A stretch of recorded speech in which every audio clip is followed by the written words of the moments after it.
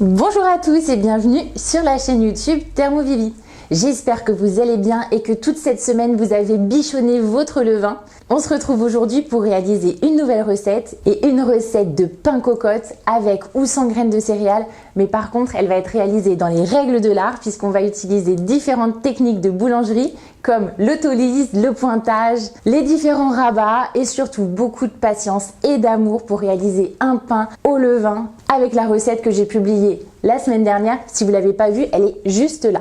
Pour cette recette, je vais utiliser le Thermomix, mais n'importe quel robot pourra faire l'affaire. Il suffit simplement qu'il soit muni d'un pétrin ou alors d'un petit crochet, ça fera l'affaire. Alors oui, cette recette, elle est longue, mais franchement, vous allez voir, le résultat, il vaut vraiment le coup.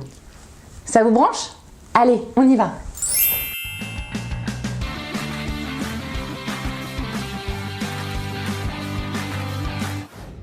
Pour réaliser cette recette de pain cocotte au levain, il vous faut 13 g de sel, 200 g de levain, 450 g de farine T65, 150 g de farine T110, 400 g d'eau. Donc là, on va utiliser la méthode 1, 2, 3. C'est-à-dire qu'on va partir de notre 200 g de levain, qu'on va multiplier par 2 pour avoir la quantité d'eau.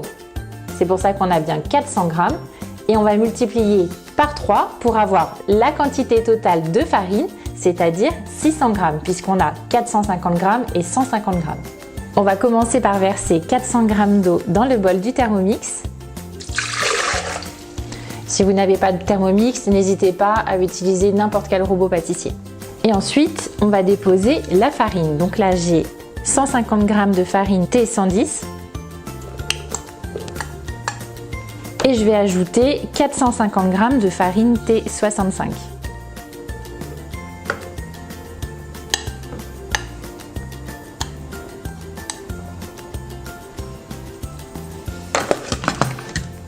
Et on va programmer 5 minutes sur la fonction pétrin. Ça nous donne une pâte bien homogène qu'on va déposer dans un saladier. Et donc là, on va réaliser une autolyse pendant à peu près 1 heure. L'autolyse, qu'est-ce que c'est? C'est mettre en repos une pâte qui est constituée seulement d'eau et de farine. Donc pour l'instant, on n'a absolument pas mis de levain. Le plus de l'autolyse, c'est que ça va rendre la pâte plus élastique puisque ça va hydrater finalement tous les constituants de la farine. Ça va hydrater les protéines, les fibres, l'amidon. Et ça va également permettre à la pâte de bien développer tous ses arômes.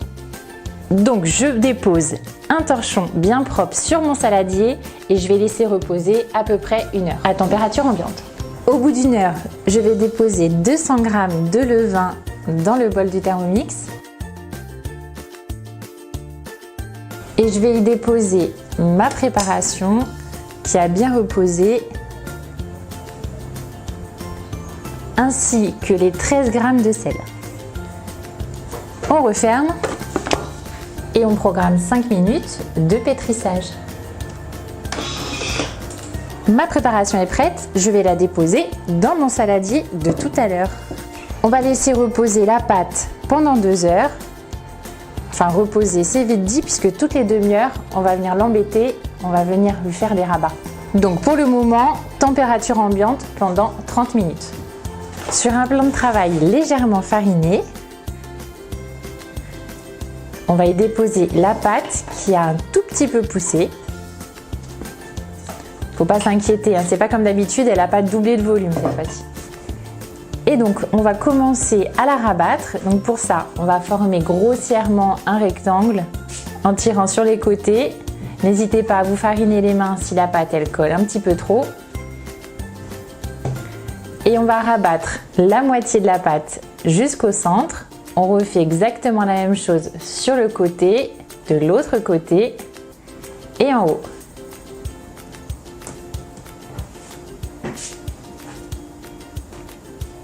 Et on va rabattre chaque côté de nouveau, comme si on voulait former une tresse à 2 branches. On roule le tout et on reforme une boule que l'on va déposer dans un saladier avec cette fois-ci le torchon en dessous. On rabat le torchon et ça part de nouveau en pousse pour 30 minutes. Au bout de 30 minutes, on recommence cette opération et en tout, il faudra l'avoir fait 4 fois. Si vous voulez rajouter des graines à votre pain, c'est tout à fait possible lors du dernier rabat. Donc comme pour les autres fois, on étire bien la pâte sur les côtés, on forme un carré ou un rectangle, c'est à peu près pareil, on n'est pas des profs de maths. On ajoute les graines. Alors moi là j'ai utilisé un mélange pour la salade avec des graines de tournesol, des graines de courge, mais vous pouvez utiliser les graines que vous voulez. Vous pouvez rajouter du sésame, tout est bon dans le pain. Et on rabat, donc comme pour les autres fois, on rabat, on peut rajouter encore des graines histoire qu'on en ait partout à l'intérieur du pain. On rabat également sur les côtés et en haut.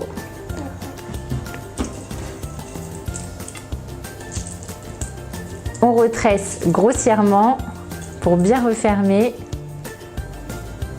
On roule et on reforme une jolie boule. Si la pâte est collante, n'hésitez pas à la fariner de nouveau.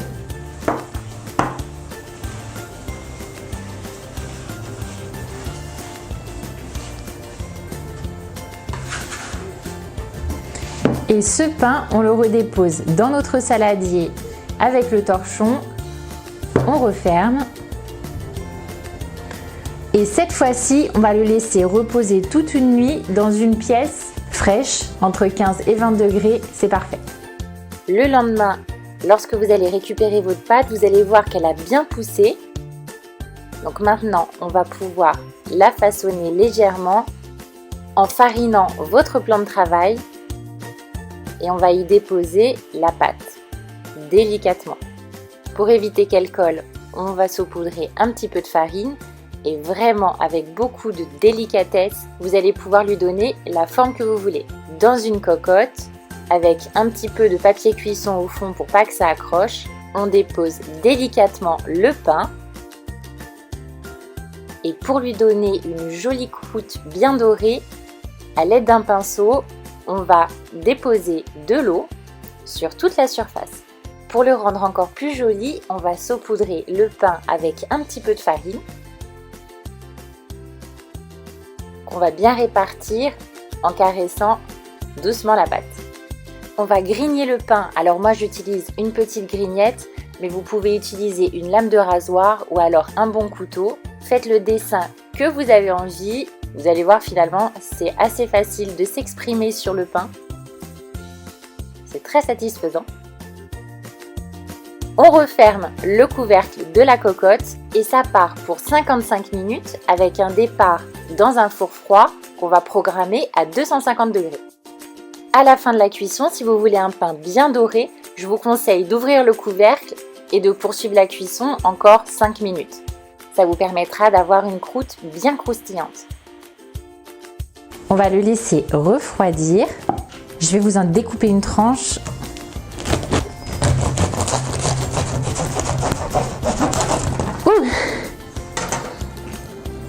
Et là, on voit vraiment que la mie, elle est bien aérée. On voit toutes les petites alvéoles. C'est parfait. Il est bien croustillant. Ça sent délicieusement bon. Et donc, on va pouvoir passer à la dégustation. Et franchement, vu l'odeur, je vais pas me faire prier. Il est délicieux. On voit bien les graines. On sent bien le levain. Vous savez, un petit peu comme dans les boulangeries à l'ancienne. Ce petit goût acide qu'on peut retrouver dans les gros pains. Ce pain, il est super long, mais c'est du vrai bonheur. Pour conserver ce pain, je vous conseille de bien l'emballer dans un torchon. Vous allez pouvoir le garder comme ça pendant 3-4 jours. Ou alors, mieux, une autre astuce, je vous conseille de le congeler le pain directement en tranches et de les décongeler directement dans le grille-pain. Comme ça, vous allez avoir un pain bien tiède, bien croustillant au réveil, le matin, au petit déjeuner. C'est l'idéal. Et voilà, j'espère que cette vidéo vous a plu. Si c'est le cas, n'hésitez pas à mettre tout de suite là, maintenant, un petit pouce vers le haut. J'espère surtout vous avoir donné plein de conseils pour réaliser votre pain avec du levain. N'hésitez pas à me mettre en commentaire toutes vos questions. Vous pouvez également me parler sur la page Facebook Thermovivi ou alors directement sur Instagram. Comme ça, vous allez pouvoir parler directement avec le chef. Mais vous pouvez également retrouver des conseils, des astuces sur d'autres groupes Facebook comme Pain au levain & Co, je fais mon pain au levain. Vous allez voir, c'est une mine de ressources, d'astuces, de conseils et en plus ils sont super sympas. N'hésitez pas à vous abonner sur ma chaîne YouTube, à partager cette vidéo, à partager la chaîne et surtout envoyez-moi les photos de vos réalisations sur Insta et sur Facebook. Moi je vais aller me faire un casse-dalle. Je vous embrasse bien fort. Bye bye.